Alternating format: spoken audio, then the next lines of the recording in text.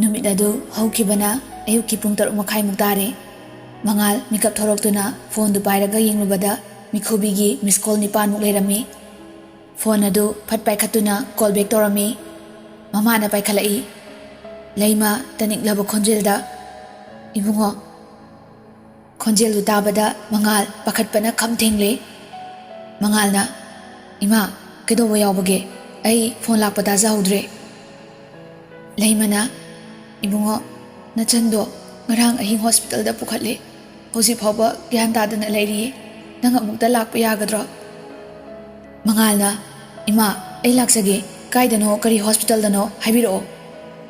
leimana hospital amadi address tu hairaklammi phone thamlaba matung mangalna tomthinbu hodoi mangalna tamo hogolo tamo sem da thuna loisinse tomthin ipa pakhatna kaidore mangal kaplaga mikhubi do ngarang dagi hospital pukhale yan tadana leiri haye amta tamoga chaluse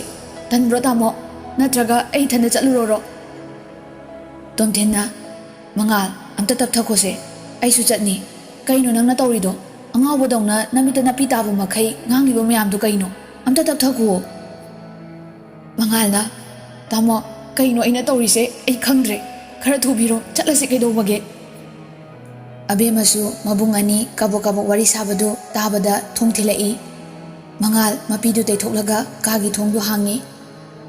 अबेमा तपना केदोरगे तामो मंगालना अबेमा नंग चटकद्रा मिखुबीदो ngarang ahing hospital pukhale gyan tadana leiri haye अबेमना हा अदुदी आइसु यावगे आई लोसिलगे अबेमदी खरा ngana hawatpana mafi loisinba mai kada changkhre mangalga tomthingasu machin senduklaga adum furit ama hongdoklaga thore ahumdu kep ama tongduna gurgaon tana laklami mangaldi gari tongli haibadu mangai wakhaldi a yaukhre mikhubibu nungsiba hena phawbagum tawi masi ataina nate mikhubina naraga leiba matawduna mangalgi thamoidi mahabu nungsi hairakpaga ingamdabagana pelaktabani asum lakpana pung kharagi matung hospital yorokle ahumdu hadu mikhubi gi kathiduna lai mikhubi gyan khara taramle adubo masa pumba monitor tawduna drip yalaga lerami mikhubi gi mapasu mapanda lerami jitena ibungo hoira lakani haibado ai amuta hangke mi yamna sangbasu nungaite mangalna mane babo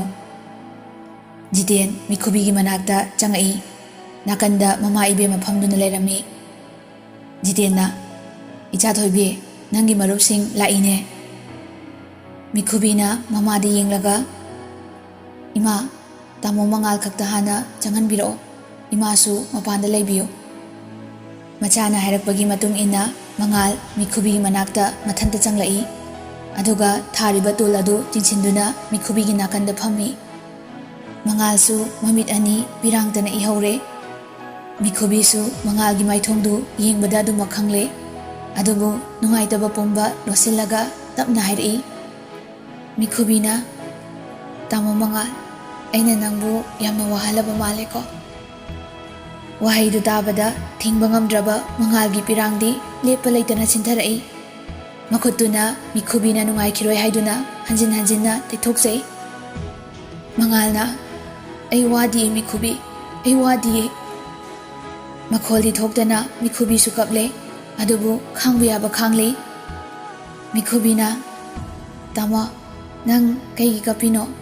nangna kapaga ai khangba ngamde nang kapkano tamo mikhubi gi makhutu mangalna nungsina paibirami mangalna nang naba yade nang naba pharo nang na naraga aini hena wabagum tawi mikhubi gi maithong adu pirangtana thumhatle mikhubina ai pharani ado tamo gi photo aini hek phabaga soidana pige ko mangal mikhubi gi makhutu chena paisali mangalna hey kaino nangna dumaina haido ha nang tamo obo nungsidrabo photo dudi nangonda tamo na pithoklabani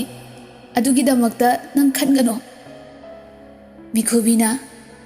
ꯅꯨꯡꯁꯤꯌꯦ ꯑꯩ ꯇꯥꯃꯣꯕꯨ ꯌꯥꯝ ꯅꯨꯡꯁꯤ ꯄꯨꯟꯁꯤꯒꯤ ꯑꯍꯥꯟꯕ ꯅꯨꯡꯁꯤꯕ ꯐꯥꯎꯈꯤꯕꯁꯨ ꯇꯥꯃꯣꯅꯤ ꯑꯔꯣꯏꯕꯁꯨ ꯑꯗꯨꯃꯛ ꯑꯣꯏꯔꯅꯤ ꯑꯩꯅ ꯁꯤꯈ꯭ꯔꯕꯁꯨ ꯊꯋꯥꯏꯅꯗꯤ ꯇꯥꯃꯣꯕꯨ ꯈꯛ ꯀꯥꯎꯕ ꯉꯝꯂꯣꯏꯌꯦ ꯇꯥꯃꯣ ꯑꯩ ꯍꯤꯡꯒꯅꯤ ꯍꯥꯏꯕ ꯊꯥꯖꯔꯛꯇ꯭ꯔꯦ ꯊꯃꯣꯏꯗ ꯑꯣꯝꯗꯨꯅ ꯆꯥꯛꯂꯤꯕ ꯑꯋꯥꯕꯁꯦ ꯉꯁꯤꯗꯤ ꯏꯁꯥ ꯄꯨꯝꯕ ꯐꯨꯗꯣꯛꯇꯨꯅ ꯆꯥꯛꯂꯛꯂꯤ ꯑꯩꯅ ꯃꯔꯝ ꯑꯣꯏꯔꯒ ꯑꯕꯦꯝꯃꯅ ꯈꯪꯈ꯭ꯔꯕꯗꯤ ꯑꯩꯒꯤ ꯊꯋꯥꯏꯅ ꯀꯩꯗꯧꯅꯨꯡꯗ ꯏꯪꯅ ꯆꯤꯛꯅ ꯂꯩꯈꯤꯕ ꯉꯝꯂꯣꯏꯌꯦ ꯃꯉꯣꯟꯗꯗꯤ ꯈꯪꯍꯟꯕꯤꯒꯅꯨꯀꯣ ꯇꯥꯃꯣ ꯃꯉꯥꯜ ꯃꯉꯥꯜꯅ ꯇꯣꯛꯂꯣ ꯃꯤꯈꯨꯕꯤ ꯇꯣꯛꯂꯣ ꯃꯈꯥ ꯇꯥꯔꯅꯨ ꯑꯩ ꯊꯃꯣꯏꯁꯦ ꯄꯨꯕ ꯉꯝꯗ꯭ꯔꯦ ꯅꯪꯒꯤ ꯃꯇꯧꯁꯦ ꯎꯕꯗ ꯑꯩ ꯅꯪꯕꯨ ꯇꯁꯦꯡꯅ ꯅꯨꯡꯁꯤꯕ ꯐꯥꯎꯔꯦ ꯃꯤꯈꯨꯕꯤ ꯅꯪ ꯅꯥꯕ ꯊꯨꯅ ꯐꯔꯣ ꯅꯪꯅ ꯏꯉꯥꯎ ꯉꯥꯎꯖꯕ ꯃꯇꯧꯗꯣ ꯑꯩꯒꯤ ꯃꯤꯠꯁꯤꯅ ꯎꯅꯤꯡꯉꯦ ꯃꯤꯈꯨꯕꯤꯅ ꯃꯉꯥꯜꯒꯤ ꯃꯈꯨꯠꯇꯨꯕꯨ ꯋꯥꯅ ꯆꯤꯡꯁꯤꯜꯂꯒ ꯃꯆꯤꯟꯅ ꯇꯞꯅ ꯆꯨꯞꯄꯤꯔꯝꯃꯤ ꯑꯗꯨꯒ ꯃꯈꯥ ꯇꯥꯔꯛꯏ ꯃꯤꯈꯨꯕꯤꯅ ꯇꯥꯃꯣ ꯉꯁꯤ ꯇꯥꯃꯣꯅ ꯅꯆꯜꯕꯨ ꯅꯨꯡꯁꯤ ꯍꯥꯏꯕ ꯋꯥꯍꯩꯁꯦ ꯇꯥꯕꯗ ꯑꯩ ꯁꯤꯔꯕꯁꯨ ꯌꯥꯔꯦ ꯉꯁꯤ ꯑꯩꯅ ꯄꯥꯏꯔꯤꯕ ꯈꯨꯠ ꯑꯁꯦ ꯑꯕꯦꯝꯃ ꯅꯠꯇꯅ ꯀꯅꯥꯒꯤꯁꯨ ꯎꯍꯟꯕꯤꯔꯛꯀꯅꯨꯀꯣ ꯃꯥꯗꯤ ꯑꯩꯅꯁꯨ ꯌꯥꯝ ꯅꯨꯡꯁꯤꯖꯩꯌꯦ ꯃꯥ ꯅꯠꯇꯅ ꯀꯅꯥꯅꯁꯨ ꯇꯥꯃꯣꯒꯤ ꯎꯍꯟꯅꯤꯡꯗꯦ ꯆꯠꯂꯣ ꯑꯕꯦꯝꯃꯕꯨ ꯑꯃꯨꯛꯇ ꯀꯧꯕꯤꯔꯛꯑꯣ ꯇꯥꯃꯣ ꯃꯤꯈꯨꯕꯤꯅ ꯃꯉꯥꯜꯒꯤ ꯃꯈꯨꯠ ꯑꯗꯨꯕꯨ ꯇꯞꯅ ꯊꯥꯗꯣꯔꯛꯏ ꯃꯉꯥꯜ ꯃꯄꯤꯗꯨ ꯇꯩꯊꯣꯛꯂꯒ ꯑꯕꯦꯝꯃꯕꯨ ꯀꯧꯁꯤꯜꯂꯝꯃꯤ ꯑꯕꯦꯝꯃꯕꯨ ꯎꯕꯗ ꯃꯤꯈꯨꯕꯤꯗꯤ ꯍꯥꯏꯐꯦꯠ ꯃꯣꯃꯣꯟ ꯅꯣꯛꯆꯩ ꯑꯕꯦꯝꯃ ꯅꯨꯡꯉꯥꯏꯇꯅ ꯀꯩꯅꯣ ꯅꯪꯅ ꯇꯧꯔꯤꯕꯁꯦ ꯃꯤꯈꯨꯕꯤ ꯉꯔꯥꯡꯗ ꯍꯔꯥꯎꯅ ꯂꯥꯛꯂꯝꯃꯒ ꯉꯁꯤ ꯅꯪꯅ ꯇꯧꯔꯝꯂꯤꯕꯁꯦ ꯅꯪ ꯑꯩꯕꯨ ꯅꯪꯒꯤ ꯕꯦꯁ ꯐ꯭ꯔꯦꯟꯅꯤ ꯍꯥꯏꯕꯗꯥꯏ ꯐꯔꯣ ꯊꯨꯅ ꯅꯥꯕ ꯐꯔꯣ ꯁ꯭ꯀꯨꯜꯗ ꯅꯪ ꯎꯗꯕꯁꯦ ꯌꯥꯝ ꯅꯨꯡꯉꯥꯏꯇꯤꯌꯦ ꯃꯤꯈꯨꯕꯤꯅ ꯑꯕꯦꯝꯃ ꯅꯪꯗꯤ ꯑꯩꯒꯤ ꯅꯨꯡꯁꯤꯕꯤ ꯃꯔꯨꯞꯅꯤ ꯑꯗꯨꯕꯨ ꯑꯩꯗꯤ ꯅꯪꯒ ꯀꯨꯏꯅ ꯄꯨꯟꯒꯗꯕ ꯃꯥꯟꯗ꯭ꯔꯦ ꯉꯁꯤꯗꯤ ꯅꯪꯁꯦ ꯌꯥꯝꯅꯁꯨ ꯐꯖꯩꯌꯦ ꯌꯥꯝꯅꯁꯨ ꯅꯨꯡꯁꯤ ꯆꯪꯁꯤꯜꯂꯛꯑꯣ ꯅꯈꯨꯠꯇꯣ ꯑꯩꯉꯣꯟꯗ ꯄꯤꯔꯛꯑꯣ ꯑꯕꯦꯝꯃꯅ ꯃꯤꯈꯨꯕꯤꯗ ꯃꯈꯨꯠꯇꯨ ꯄꯤꯔꯝꯃꯤ ꯃꯤꯈꯨꯕꯤ ꯑꯕꯦꯝꯃꯒꯤ ꯃꯈꯨꯠꯇꯨꯕꯨ ꯆꯦꯠꯅ ꯄꯥꯏꯁꯤꯟꯗꯨꯅ ꯃꯄꯤ ꯁꯤꯟꯊꯔꯛꯏ ꯃꯤꯈꯨꯕꯤꯅ ꯑꯕꯦꯝꯃ ꯉꯁꯤ ꯑꯩꯅ ꯄꯥꯏꯔꯤꯕ ꯅꯪꯒꯤ ꯅꯈꯨꯠ ꯑꯁꯦ ꯇꯥꯃꯣ ꯃꯉꯥꯜꯒꯤ ꯄꯨꯟꯁꯤ ꯆꯨꯞꯄꯒꯤ ꯑꯣꯏꯍꯟꯕꯤꯌꯨꯀꯣ ꯃꯥꯅ ꯅꯪꯕꯨ ꯊꯃꯣꯏ ꯁꯦꯡꯅ ꯅꯨꯡꯁꯤꯖꯕꯁꯦ ꯂꯦꯝꯅ ꯃꯥꯡꯍꯟꯕꯤꯒꯅꯨ ꯃꯥꯕꯨ ꯑꯃꯨꯛꯇꯗꯤ ꯅꯨꯡꯉꯥꯏꯕ ꯄꯨꯟꯁꯤ ꯑꯣꯏꯍꯟꯕꯤꯔꯛꯎꯀꯣ ꯑꯩꯗꯤ ꯅꯈꯣꯏ ꯑꯅꯤꯒꯤ ꯍꯔꯥꯎꯕ ꯃꯤꯀꯨꯞꯇꯣ ꯏꯃꯤꯠꯁꯤꯅ ꯎꯕ ꯐꯪꯒꯗꯕ ꯃꯥꯟꯗ꯭ꯔꯦ ꯑꯕꯦꯝꯃ ꯑꯩ ꯇꯁꯦꯡꯅ ꯌꯥꯝꯅ ꯋꯥꯔꯦ ꯑꯩ ꯌꯥꯝ ꯋꯥꯔꯦ ꯑꯕꯦꯝꯃ ꯃꯤꯈꯨꯕꯤꯒꯤ ꯃꯇꯧꯗꯨ ꯎꯕꯗ ꯃꯉꯥꯜ ꯆꯦꯟꯊꯣꯛꯇꯨꯅ ꯗꯣꯛꯇꯔ ꯅꯔꯁꯁꯤꯡ ꯀꯧꯔꯝꯃꯤ ꯇꯣꯝꯊꯤꯟꯁꯨ ꯃꯤꯈꯨꯕꯤꯒꯤ ꯃꯃꯥ ꯃꯄꯥꯒ ꯄꯨꯟꯅ ꯆꯦꯟꯁꯤꯜꯂꯝꯃꯤ ꯑꯕꯦꯝꯃꯅ ꯃꯤꯈꯨꯕꯤ ꯁꯦ ꯅꯪ ꯑꯗꯨꯃꯥꯏꯅ ꯇꯧꯒꯅꯨ ꯏꯃꯥ ꯃꯤꯈꯨꯕꯤꯁꯦ ꯀꯩꯅꯣꯝꯃ ꯇꯧꯈ꯭ꯔꯦ ꯗꯣꯛꯇꯔ ꯅꯔꯁꯁꯤꯡ ꯆꯦꯟꯁꯤꯜꯂꯛꯇꯨꯅ ꯃꯌꯥꯝꯕꯨ ꯃꯄꯥꯟꯗ ꯂꯩꯍꯜꯂꯝꯃꯤ ꯃꯉꯥꯜꯁꯨ ꯇꯧꯐꯝ ꯈꯪꯗ ꯊꯣꯡꯖꯤꯟꯗ ꯀꯞꯇꯨꯅ ꯈꯪꯖꯔꯝꯃꯤ ꯑꯕꯦꯝꯃꯁꯨ ꯆꯤꯌꯔ ꯑꯃꯗ ꯐꯝꯗꯨꯅ ꯃꯆꯤꯟꯗꯨ ꯃꯈꯨꯠꯅ ꯃꯦꯟꯗꯨꯅ ꯀꯞꯆꯔꯤ ꯗꯣꯛꯇꯔ ꯑꯃ ꯃꯤꯈꯨꯕꯤ ꯀꯥꯗꯒꯤ ꯊꯣꯔꯛꯂꯝꯃꯤ ꯂꯩꯃꯅ ꯗꯣꯛꯇꯔ ꯑꯗꯨꯅ ꯑꯥꯏ ꯑꯦꯝ ꯔꯤꯌꯦꯂꯤ ꯁꯣꯔꯤ ꯗꯣꯛꯇꯔ ꯑꯗꯨ ꯃꯁꯤ ꯍꯥꯏꯔꯝꯂꯒ ꯅꯨꯡꯉꯥꯏꯇꯅ ꯊꯣꯛꯈ꯭ꯔꯦ ꯂꯩꯃ ꯃꯆꯥꯒꯤ ꯃꯅꯥꯛꯇ ꯆꯦꯟꯁꯤꯜꯂꯛꯏ ꯅꯔꯁ ꯑꯅꯤ ꯑꯍꯨꯝꯁꯨ ꯀꯥꯗꯒꯤ ꯊꯣꯔꯛꯏ ꯖꯤꯇꯦꯟ ꯑꯕꯦꯝꯃ ꯃꯉꯥꯜ ꯑꯃꯗꯤ ꯇꯣꯝꯊꯤꯟꯁꯨ ꯃꯤꯈꯨꯕꯤꯒꯤ ꯃꯅꯥꯛꯇ ꯆꯪꯁꯤꯜꯂꯝꯃꯤ ꯂꯩꯃ ꯀꯞꯇꯨꯅ ꯏꯃꯥꯒꯤ ꯏꯕꯦꯝꯃ ꯅꯪ ꯆꯠꯈꯤꯕ ꯌꯥꯔꯣꯏꯌꯦ ꯁꯦ ꯃꯤꯠ ꯄꯥꯡꯉꯣ ꯏꯃꯥ ꯌꯥꯝꯅ ꯅꯤꯡꯉꯝꯗ꯭ꯔꯦ ꯏꯃꯥꯒꯤ ꯋꯥꯍꯩꯅ ꯏꯆꯥꯕꯨ ꯑꯁꯤ ꯌꯧꯅ ꯋꯥꯍꯟꯈ꯭ꯔꯕꯣ ꯑꯩꯈꯣꯏ ꯇꯥꯃꯣ ꯏꯆꯥꯁꯦ ꯃꯃꯥ ꯑꯩꯅ ꯀꯧꯕ ꯇꯥꯗ꯭ꯔꯦ ꯅꯪ ꯑꯃꯨꯛꯇ ꯍꯧꯗꯣꯛꯄꯤꯌꯨ ꯀꯩꯗꯧꯕꯒꯦ ꯖꯤꯇꯦꯟꯅ ꯂꯩꯃ ꯇꯣꯛꯂꯣ ꯀꯞꯂꯅꯨ ꯏꯆꯥꯁꯦ ꯄꯣꯊꯥꯖꯔꯁꯅꯨ ꯃꯥ ꯌꯥꯝ ꯋꯥꯔꯕꯅꯦ ꯑꯕꯦꯝꯃ ꯀꯞꯇꯨꯅ ꯃꯤꯈꯨꯕꯤ ꯀꯔꯤꯅꯣ ꯅꯪꯅ ꯇꯧꯔꯤꯁꯤꯕꯣ ꯅꯪ ꯑꯗꯨꯃꯥꯏꯅ ꯆꯠꯈꯤꯕ ꯌꯥꯔꯣꯏꯌꯦ ꯅꯪ ꯑꯩꯈꯣꯏ ꯃꯌꯥꯝꯗ ꯋꯥꯔꯧꯔꯤꯕꯔꯣ ꯅꯪ ꯇꯨꯃꯤꯟꯅ ꯂꯩꯕ ꯌꯥꯔꯣꯏꯌꯦ ꯑꯩ ꯅꯪꯅ ꯍꯥꯏꯕ ꯈꯨꯗꯤꯡ ꯌꯥꯒꯦ ꯅꯪ ꯃꯤꯠ ꯄꯥꯡꯉꯣ ꯃꯤꯈꯨꯕꯤ ꯅꯪꯁꯨ ꯑꯩꯅ ꯍꯥꯏꯕ ꯌꯥꯑꯣ nang chatkino mikhubi nang chatkino. Mangaldi lapna thariba bench amada phamduna mikhubigi thawai yaudraba hakchangdubu yengjei. Makhut ani tasinduna thamoi sokna mapi sintharakpa lepte. Machinda lona sonjerai. Mangalna mikhubi aibu kari oyo haibano nangna piramliba chainase kopa nganggadaba mandiye. Asomna amuktasu paurakani thajarudiye. Nangdi akoibu thadokduna chatlabro. Nangna thamo mangal kaubado amuk hana taba phanglaroiko. Karigino asumna aigi ifamda piramliba awabasibo. Ai nangbu yamna nungsire mikhubi. Yaradi nang amukta halakho. Nangna wana khangamgadaba chainado aingondasu chap manana phawrakle. Kari changyingno nangna aigi ifamda yanglamlibase. Ai yamna wae nang adumna tumnaga leigano mikhubi. Tomthin mangalgi manakta changsinduna mangalbu konsinbirami. Tomthinna mangal yarese ekhoi khudingmak nongmadi chatkragani khangduna lairibane. Hoi aisu nungaitribane adubu nangina tawse ai yengba ngamdre kaplano.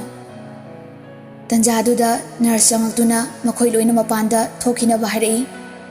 Mayamna mapan thokrabada staff karana mikhubigi hakchangbu fazana pek tawrami. Jidendi machanapi puthakina bahaiduna bill nung koichen chenduna honari. Abemana leimabu themjinbiri. Hospital gi official oiba thabak mayam loisile. Adubu mikhubibu Manipurda puthoknaba mapana koichen chenduna flight arrange amuk tawri. Thabak singdu loisinbada pung 3 tarakle. Jidena Laima ngasidi oidre ichase hayeng ayuki pung 9 gi flight ta puba tare. Ichasa nakhoi waramlani hannaba tawro. Abemana Babong ngasidi akhoisu sida dum lairage. Jidena hey ichasa madu yaroye ipana noibu leheningdabagi haibanate. Horen mi anidagi hena leibasu yaroi. Aduna leifam chafamsu khanglaroi. Noisu waramnani hannaba tawro noi. Upai leitraduna makhoi ahumsu gap ama pharaga makhoigi roomda adumak halakle.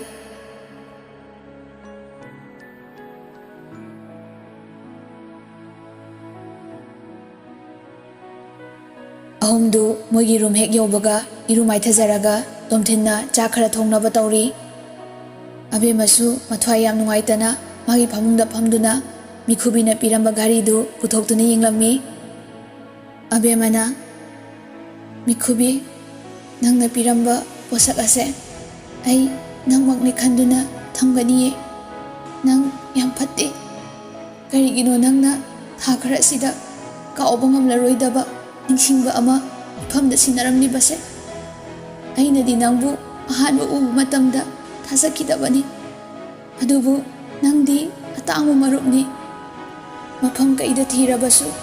nangumna nungsiba marup ama phanggadaba mandre. Nang lairablinda nungaina leiba oyuko. Somda mangalsu phamungda adumak wakhal nungaitana leiri. Mangalsu magi phone du lauthoktuna mikhubibu Facebook ta thirami. Mangalna mikhubigi account du phangbada milu anidi pirang ichotchotna maithongdu momon nokchei. Account adu changduna yenglubada mikhubigi status khara urure. Mikhubina asumna irami. Ai yamna hingninge. Aina nungsijaba mahaktuna harauna laikibado aigi imitsina amuktadi yengjaninge. Hey sorry bungo aibu amuktadi mitsina mahaki momon nokna leijaba punsida yengba phanganbiuba. Madu urubadagi mangal amukka hena awaba haibadu oire. Mana hipliba monadu pirangtana pungchotchotlami. Makha khara amu tingtharubada status amasu yaurami. Mikhubina asumna irami. Ngasidi daw yam yai haiba. Punsida nupa amata aina mawa laurakte. Nungsu nungside. Adubu ngasidi thamoisina khoidaba masak mata fazaba ama molda thengnabai wane. Hayengdi khangni mayumda chatlaga attack tawruge. Machanupi su tinare nungaijai. Mangal kapna momon nokjarwi adubu thangnaba mikupta maithongdu maksilai mikubigi photo khara save tausilaga thamjile tanjaduda somda abemada thawbagi call laami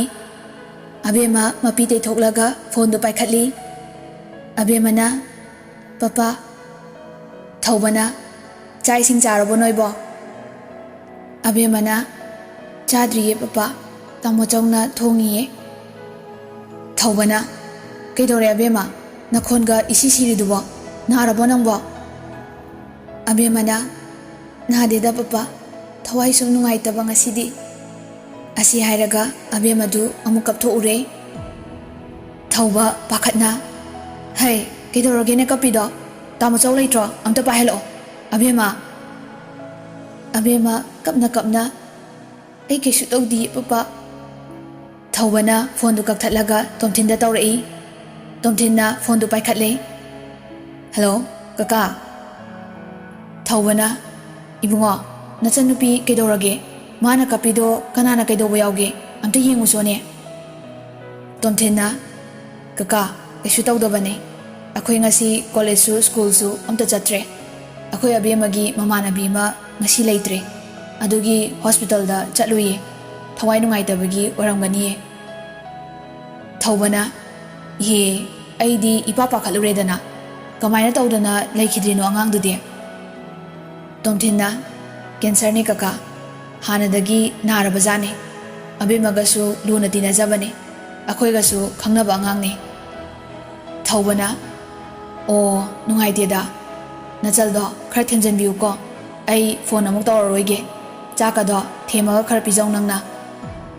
tomthinna hoi kaka adudi thamage anidu phone thamnakre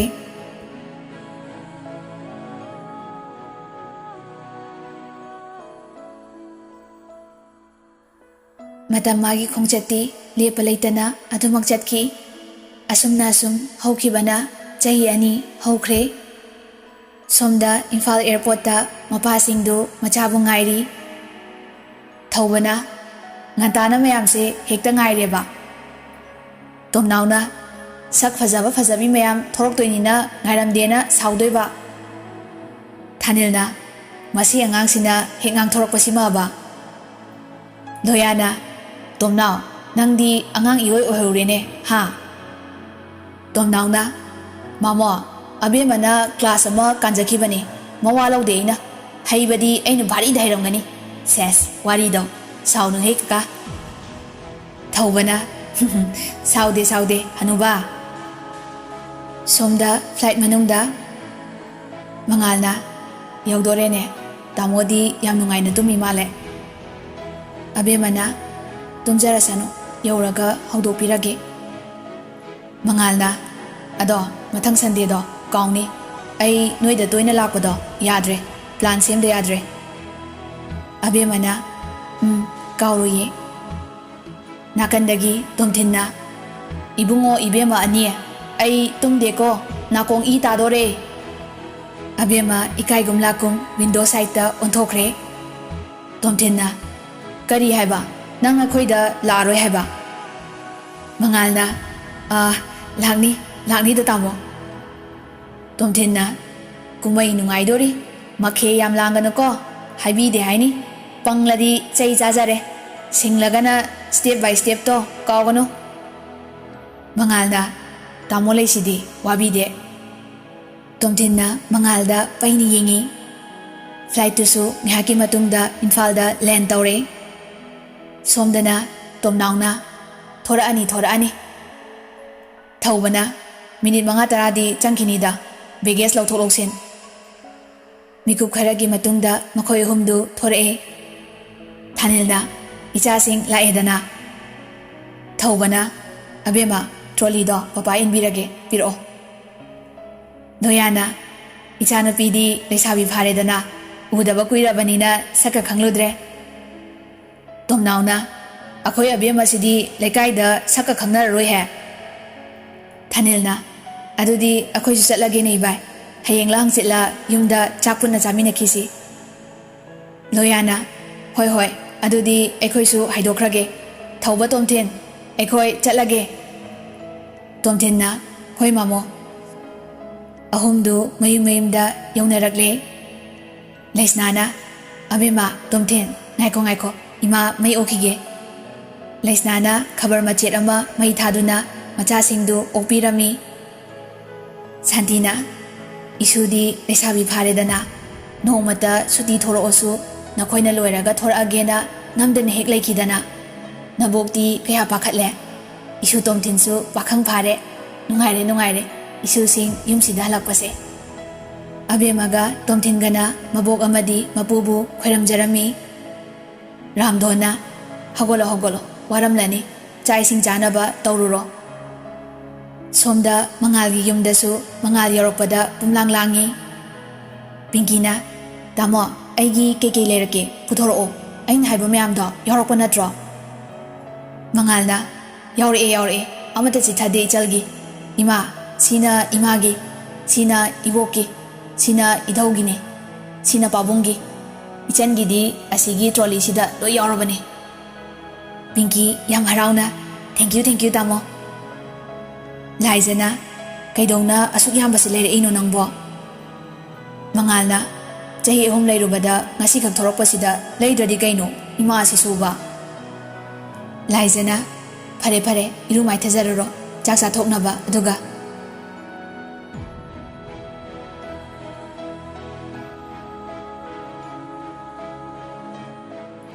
하이나 산디 누mitsu 욕실락래 망알가 아비마가 가든 아마다 우나라미 망알나 ngasidi nangse haningai leitana fase abemana adui waduni aina khwaidagi taningdaba mangalna nangdi aina asengba haibase taningoine abemana marei khitawrano pakte mangalna marei tawba tarabo aigisa ado aidi kainom ningsinglai rohiti nang adum kaunakhidraba abemana arembagi haidome aidi aina taningdaba ngakta sumngangdoiro tamo mangalna adui nate sum khangningdana hangbane aibu nahangkai panbrane abemana kaunadre adum aina tabada nipali nupi ma koi haina tai farabani mangalna o ado aina imada hangni haibada imana kai khumai khangbra abemana yadi hairamni kamaina bu hange mangalna kaide yadabano aina ima aina nupi thiba matamda nupi du pami pamdi tawdoira hangba ada imana kai khumai khangbra ichana apamba du da puro maitei oigera tribe oigera brahman oigera mayang oigera leisabi oigera mau oigera ado mau oirasu macha leibadi yaroi hai aduga amana yung kaigadaba nupidu purakano ataidi loina yai hari abemadu mangalgi wahida harauzei abemana ngasai ei paw matari nongbudi nungaite mangalna kai paw no haisa abemana akhoi mado ngarang accident thoe hai ada mai nupa do leikhidra male ima budi makhutto saruti ena tai mangalna yare adugidamakta wabiu haide nangonda ima oizarasu mana tawribasingdo khaluradi mapapkini kande adui saruk achapot ahaw hoba chatharaga nusiwari saruse adu hairaga abemabu makhut paiduna phat chingkhatli abemana ayoima khutu thado o gari ga se noin kai batari gari se maman yam yamba posakni khangi natro mangal gari duda munna yingi aduga amuk hari mangalna mane gari do nang aigidi mamal yam yamba posakne sorry mikhubina sauramnani abemana saurohe yam emotional oirakano abemana gari dubu makhuta pariba rumal duna tapna teithoksei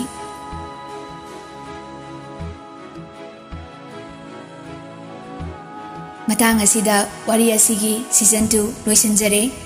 wari asibu hobadagi loiba phau lepa leitana tabirakliba listeners khuding mapu Manipuri Story Collection gi maikaydagi thagatpa phongdokchari. Matam khara leiraga Chaithingdugi Chainakhol Season 3 amuk mayamgi mafamda soidana puduna lakchage. Ngasidagi numit ninigi break lauraga mayamgi mafamda anauba wari amamu khudol tamjaragani. Till then, stay tuned. See you after 2 days. Good night, folks.